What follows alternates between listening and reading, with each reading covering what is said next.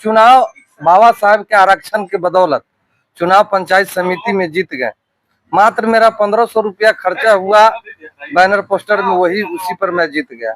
यही चीज कुछ सवर्ण लोग को पंचायत हुआ जिसमें मेरे सुजातीय के लोग को उसको आगे करके पीछे से कुछ सवर्ण जाति के लोग जो है से हम पे आक्रमण किया। पूरे गांव इकट्ठा होके हम पर 10-20 लोग अपने सुजातीय के लाए, 10-20 लोग माझी समाज को लाया और कलेक्टेरिएट में एक धरना हुई। जाकर मेरा केस मेरे पास 21 एकड़ जमीन था। बाबा साहब का जब तक संविधान नहीं था 20 रुपया में 8 बीघा जमीन है, 8 उतार के पेड़ लिखा लिया। सवर्ण से भगवान हुई। आज अगर कुछ भी बोल रहा हूँ तो वो है बाबा साहब।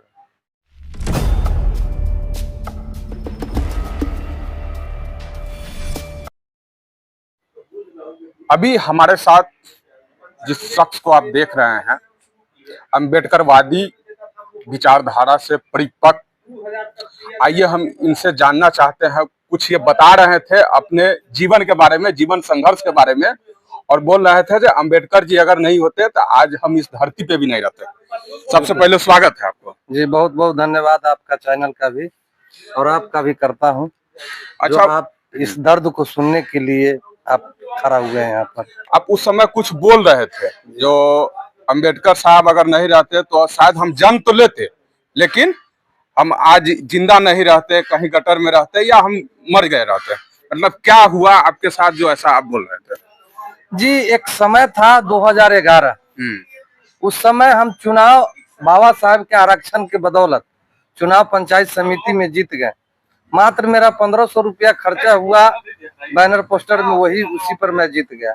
यही चीज कुछ सवर्ण लोग को खल गया और 2016 में भी मैं जनरल सीट हो गया। उस समय जनरल महिला, उस समय मैं चुनाव लड़ रहा था, मैं चुनाव जीतने वाला था, लेकिन कुछ होता है नुकसा, उसके कारण हम चुनाव हार गए। चुनाव हार गए, कुछ सवर्ण लोग जीत गए। उसके कारण क्या हुआ, जब हमको उसका इतना बड़ा बदला लेना पड़ा जनरल सीट में चुनाव लड़ने का, जो पूरे समस्त परिवार, हमारे चचा का घर का, हमारे घर का, दोनों घर का परिवार को 21 दिन तक गांव से बाहर रखा गया। क्यों, आखिर क्यों? इसलिए रखा गया जो सही बात मुंह पर जवाब देते थे, बाबा साहब को दिया हुआ जानकारी लोग के कहते थे, और गलत को गलत और सही को सही कहने के लिए ही मेरे साथ इतना बड़ा घटना हुआ। एक पंचायत हुआ जिसमें मेरे सुजातीय के लोग को उसको आगे करके पीछे से कुछ सवर्ण जाति के लोग जो है से हम पे आक्रमण किया। पूरे गांव इकट्ठा होके हम पर वार हुआ। पॉलिटिकल इसलिए हुआ जो वहाँ का स्थानीय विधायक भी मुझे विरोध करने लगा। 21 दिन तक FIR नहीं होने दिया। हम 21 दिन, चचा को बांह टूटा हुआ था, सदर हॉस्पिटल में भर्ती थे, फिर भी FIR नहीं हो रहा था। हमें कंधा में यहाँ चोट था, आज भी वो गुलौड़ी अभी रखा हुआ है, आज भी है यहाँ, लाठी से जो लगा था वो, लेकिन फिर भी केस नहीं एंट्री हो रहा था। उसमें पॉलिटिकल दबाव भी था थाना SP साहब को, जो इस पर केस नहीं, इसका एंट्री होना चाहिए। उसके बाद हम बहुत दर दर के भटक रहे थे। अच्छा। बड़े बड़े लोग के पास गए जो हमको न्याय करवाइए, न्याय दिवाइए, कहीं न्याय नहीं मिला। उसी समय में एक अभिषेक कुमार सुमन है जो हमको मिले थे दादर में, जो कहे जो दोस्त आप रो मत, आपका न्याय बाबा साहब का संविधान के बदौलत मिलेगा। मैं उस समय बाबा साहब के बारे में उतना नहीं जानता था, लेकिन जब उन्होंने मिला और कहे जो अपने समाज को लाइए आप, मैं 10-20 लोग अपने सुजातीय के लाए, 10-20 लोग माझी समाज को लाया और कलेक्टेरिएट में एक धरना हुई। जाकर मेरा केस एंट्री हुआ। तो फिर बाबा साहब को आप कब जाने और कब से मानने लगे? 2017 में हम जाने और 2017 से ही बाबा साहब को मानने लगे। मैं अपना सारा काम धंधा छोड़ के मैं बाबा साहब का जहां भी चर्चा होता है मैं वहां जाता हूं और इनके आदेश पर कोशिश करता हूं जब मैं चलूं, मैं अपना बाल बच्चा को भी चलाऊं। मैं इसी में लगा हुआ रहता हूं। गांव गांव में जाकर मैं बाबा साहब का बात का प्रचार करता हूं।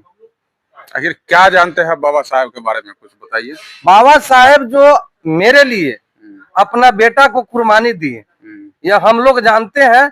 जब बाबा साहब इतना पढ़ाई पर है, और उन्होंने कहीं बाहर से आए थे, लंदन से शायद, और उनका बेटा राज रतन मरा हुआ पड़ा हुआ था, और उसी दिन उनको जाना था दुगोला का मीटिंग में। जो माता रामाबाई के कहें, माता रामाबाई कहें जो साहब कुछ पैसा देते तो बुआ का कफन हो जाता, उन्होंने फूट फूट के रोने लगे और कहें जे मेरे पास तो कुछ नहीं।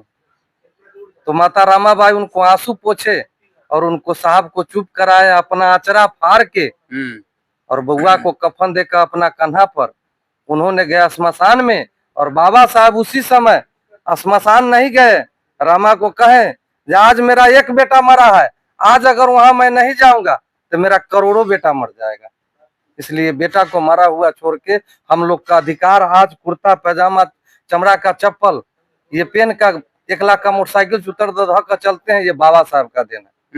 ये किसी देवी देवता को देन नहीं, ये बाबा साहब ने दिया। मेहनत आप करते हैं, कमाते आप है, आपको नेता बनाया पब्लिक ने, आप कह रहे हैं जब बाबा साहब के दिया हुआ। अब आपको बता देते हैं सर मीडिया महोदय, मेरे पास 21 एकड़ जमीन था, 21 एकड़। मतलब आप जमींदार थे पूर्व से? जी, 21 एकड़ जमीन था। बाबा साहब का जब तक संविधान नहीं था, 20 रुपया में 8 बीघा जमीन है, 8 होतार के पेड़ लिखा लिया सवर्ण समाज।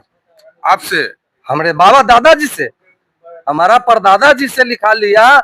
1896 वाला जब हम खतियान निकाले 22 एकड़ जमीन था। 8 रुपया में?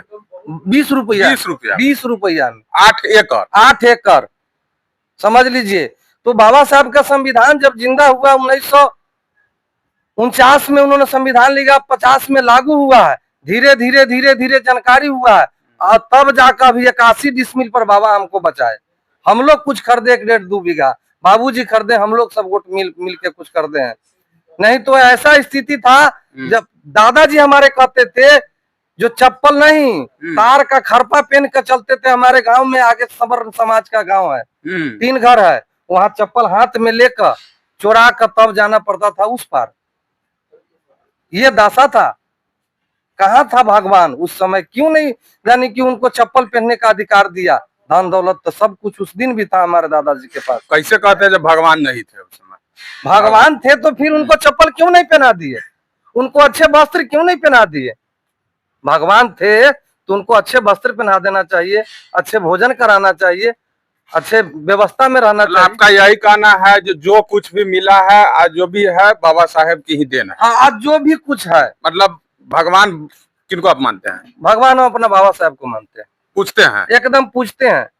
मैं सो कर उठता हूँ, उन्हीं को चरण छूता हूँ, सोने जाता हूँ तो उनका चरण अपने बिछौना के सामने लगाए रखे हुए संत शिरोमणि रविदास जी को और बाबा साहब को। जब भी मेरा नींद आने से पहले मैं बाबा साहब का चरण प्राप्त डालता हूँ, उसके बाद ही मैं सोता हूँ, क्योंकि मेरे लिए भगवान वही।